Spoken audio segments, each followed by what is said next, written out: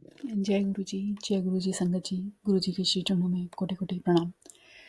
संगत जी, मेरा आज का शुक्राना सत्संग है कि गुरु जी कैसे आपको हेल्प करते हैं इम्प्रूव करने में।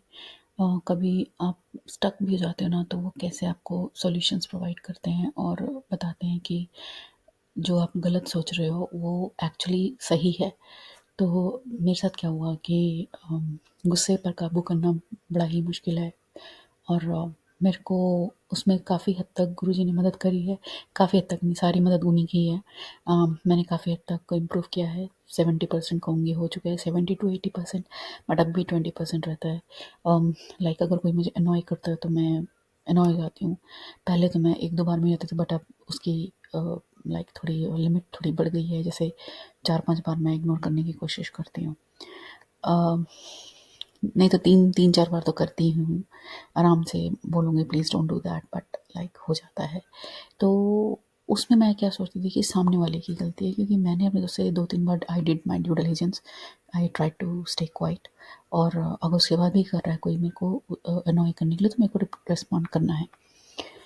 तो उसमें वो फिर वो सही नहीं रहता था। लाइक वो आर्ग्यूमेंट्स होती थी, और अगेन लाइक कहने का अर्थ है कि गुस्से आ ही जाता है आपको, मतलब मुझे आ जाता था। तो मुझे ये लगता था कि मेरी गलती तो नहीं है, बिकॉज़ मैं अपनी तरफ से कोशिश कर रही हूँ। अब उसके बाद भी अगर कोई कर रहा है तो मतलब then I have to reply. तो बट मेरे को कल ही गुरुजी ने कल ही आई थिंक या उन्होंने मुझे, सॉरी आज ही सुबह मुझे सत्संग सुनवाया, सॉरी, कि जो पहले एबीसी ख़त्म होएगी तभी तो डी तक पहुँचोगे। एंड एबीसी एबीसी में एक्यूज़, अब्यूज़, ब्लेमिंग, क्रिटिसाइजिंग, ये है। और D D D like 3 times D, तो duty, discipline and then devotion. तो अगर डिवोशन तक पहुंचना है, अगर आपका वो टारगेट है, तो उसके लिए पहले तो डी की उसमें आना पड़ेगा कैटेगरी में। बट उससे भी पहले आपको एबीसी पर काम करना पड़ेगा। अब यहाँ पर हमारा गुस्सा ही नहीं कम हो रहा है, एक्यूजिंग और अब्यूजिंग चल रही है, तो आप ए पर ही अटके हुए हो। तो कहने का अर्थ ये है कि उन अंकल ने सीधा सीधा ये बोला सत्संग में कि मैं अपनी वाइफ को प्रोवोक करता हूँ तो अभी भी लाइक उसका रिएक्ट कर देती है।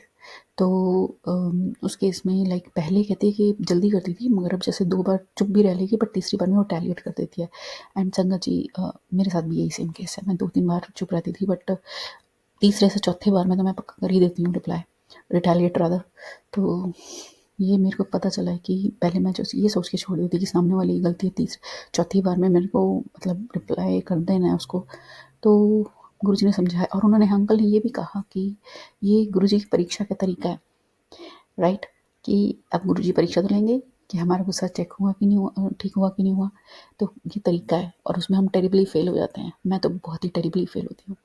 तो अब मैं कोशिश करूँगी कि मैं रिटेलिएट ना करूँ। बट गुरुजी ने बताया, एटलीस्ट अब मैं ये मानने के लिए तो तैयार हूँ कि मुझे और इस पर काम करना है। तो गुरुजी का कोटि कोटि शुक्राना। गुरुजी आपको बताते हैं कि अभी भी आपको उस चीज़ पर काम करना है। Still there is a need to work on those things. तो जब तक हम ये एबीसी से ही नहीं आते बाहर, तो डी पर तो पता नहीं कब पहुँचेंगे। इस जन्म में पहुँच भी पाएंगे कि नहीं पहुँच पाएंगे, डोंट नो। गुरुजी आप ही शक्ति और सामर्थ्य दीजिए। और ये जब बुद्धि दे दी आपने, तो बहुत बहुत शुक्राना। पहले तो बुद्धि मिली कि अभी और काम करना है, वरना अंदर ही अंदर खुश थे कि हम तो कर रहे हैं। 3 बार हमने रिप्लाई नहीं किया तो आई वॉज हैप्पी, चौथी बार में कर रहे हैं। तो वो नहीं है। अभी ये परीक्षा और होती है, जो चलती रहती है। तो ये गुरु जी की तरफ से परीक्षा है, इसको कंसिडर करो कि अगर कोई आपको अनॉय करता है, प्रोवोक करता है, तो स्टे क्वाइट, स्टे क्वाइट। या शुक्राना गुरु जी। शक्ति सामर्थ्य भी दीजिएगा प्रभु। चुप रहने के लिए बड़ा साहस चाहिए होता है। बस यही आपसे अरदास है।